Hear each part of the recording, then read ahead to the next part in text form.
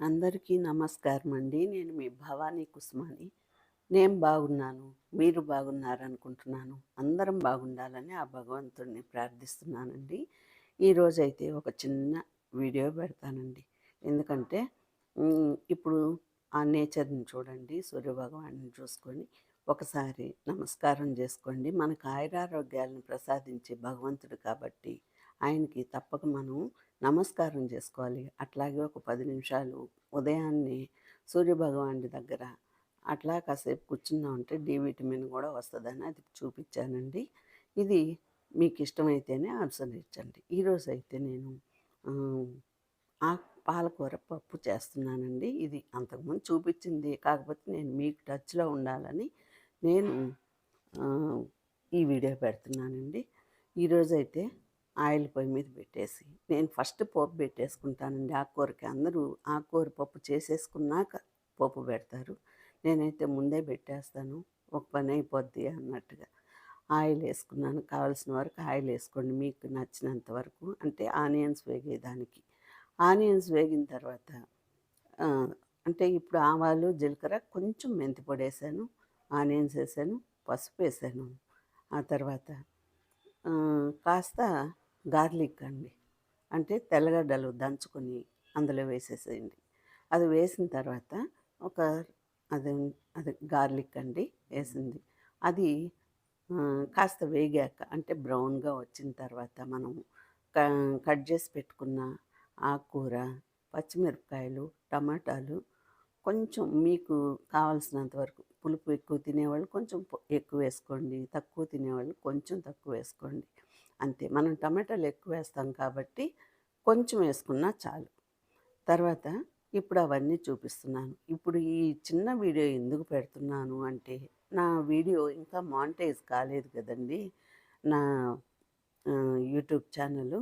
కాబట్టి నేను చిన్న వీడియోలే ఇంక పెడదామనుకుంటున్నాను. అంటే బోర్ గదండీ అందరికీ. ఇప్పుడు చాలామంది వచ్చేస్తున్నారు గదా యూట్యూబర్సు. అంటే ఈ ఛానల్స్ ఉండేవాళ్ళు. అందరియి చూడాలంటే అందరికి ఇంట్రెస్ట్ లేదు. అది గాక ఇప్పుడు ఈ ఎలక్షన్సు ఇవంతా ఉన్నాయి గదండీ! అందుకని పెద్దగా చూసేవాళ్ళు లేరు. బాగా పాపులర్ అయ్యేవాళ్ళయి ఎక్కువ చూస్తారు గాబట్టి. నేనైతే కాస్త జనాల్లోకి వెళ్ళేదాకా చిన్న వీడియోలే పెట్టాలని నిర్ణయించుకున్నాను. అట్లాగే మీకు బోర్ కొట్టకుండా ఈ చిన్న చిన్న వంటలు అంటే ఈజీగా నేర్చుకునే వంటలు కూడా పెట్టాలని అనుకుంటున్నానండి. నేనైతే నా దినచర్యలో భాగంగా కొన్ని వీడియోలు పెడతానండి. మీరు కూడా ఇట్లాగే ఉంటారా? ఇంట్లో అందరూ ఇట్లాగే చేసుకుంటారా? అనే విషయానికి పెడతాను. ఇప్పుడైతే పచ్చిమిరపకాయలు, టమాటాలు, కొంచెం చింతపండు అన్నీ వేసి ఉడికించుకుంటున్నాను. ఇప్పుడు ఈ స్టీల్ గిన్నెలో వేసి ఉడికిస్తే ఎలా ఈమె మెత్తగా వస్తుంది అని మీరు అనుకుంటారేమో. కానీ వస్తుందండి. మనం కొంచెం అంటే ఆకు కూడా ఎక్కువ ఉడకకూడదండి. ఇది పాలకూర కదండి, తొందరగా ఉడికిపోద్ది. కాబట్టి మనం కాస్త ఆరిన తర్వాత గట్టిగా ఎనిపితే వస్తుంది. ఒకవేళ మీరు ఎనపలేకపోతే ఒక అంటే మట్టి చట్టీలు ఉంటాయి కదండి, పాతకాలంలో మన పూర్వీకులు చేసుకునే మట్టి చట్టీలు, అది తీసుకొని అందులో వేసి ఎనుపుకోండి. ఎందుకంటే మనం ఇవాళ రేపు అల్యూమినియం పాత్రల్లో తింటే దాంట్లో మీరు ఊరికే నీళ్లు పోసి కాయండి చూడండి, దాంట్లో ఒక పౌడర్ లాంటిది వస్తుంది బయటికి. అందువల్ల అది కడుపులోకి పోతే క్యాన్సర్ వస్తుందని నేను ఇప్పుడు కాదండి, ఒక 25 ఇయర్స్ బ్యాకే చదువున్నాను.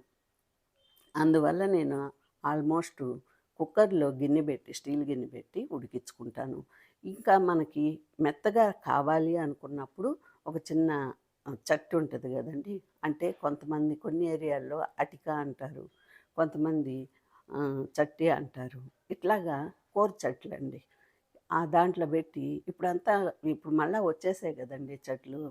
అట్లాగా దాంట్లో పెట్టి వెనుపుకుంటే ఈ పప్పు అయితే ఊరికే ఉడికిపోద్ది కదండీ అంతే. ఇంకైతే నేను కొంచెం పప్పుని లూజ్‌గా చేస్తానండి.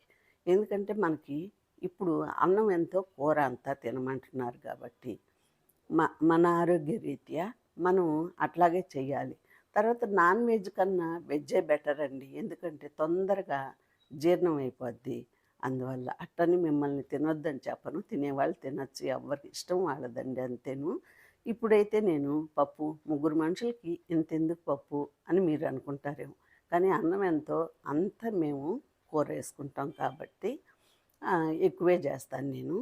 అందుకని ఇప్పుడు అది ఎనిపేసుకున్నాను గదండీ! అది ఈ పప్పు 2 కలిపేసి కాస్త వాటరేసేసుకున్నామంటే ఉడికించుకున్న పాత్రలోనే కొంచెం వాటరేసేసుకొని, అది మనం కాస్త ఒక్కసారి బాయిల్ అయ్యిందాక చూసుకొని, సిమ్‌లోనే బెట్టుకొని అంటే స్టీల్ గిన్నె గదా! మాడిపోద్దని మీరనుకుంటారేమో.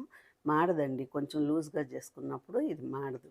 కాబట్టి మీరు ఇట్లాగే చేసుకొని కూర తిని చూడండి. బాగుంటే ఒక కామెంట్ పెట్టండి నాకు. ఇంకా నా వీడియో అయితే ఇంతవరకండి. ఇప్పుడైతే మీకు ఈ టిప్స్ అంటే కొన్ని కొన్ని టిప్స్ చెప్పాను గదండీ! ఈ పప్పు మీరు స్టీల్ గిన్నెలో ఎలా ఎనుపుతారు ఇయన్నీ సందేహాలుండొచ్చు బహుశా. ఇట్లాగా మామూలుగా అయితే పాలకూర ఊరికే ఉడికిపోద్ది. మనం టమాటాలు, పచ్చిమిరపకాయలు ఇవి మెదగలేదు అనుకుంటే సన్నగా కట్ చేసుకున్నాం అనుకోండి, అవి గూడాను అందులో బాగా ఉడికిపోతాయి. మనకి చట్నీతో పని లేకుండా పోద్ది.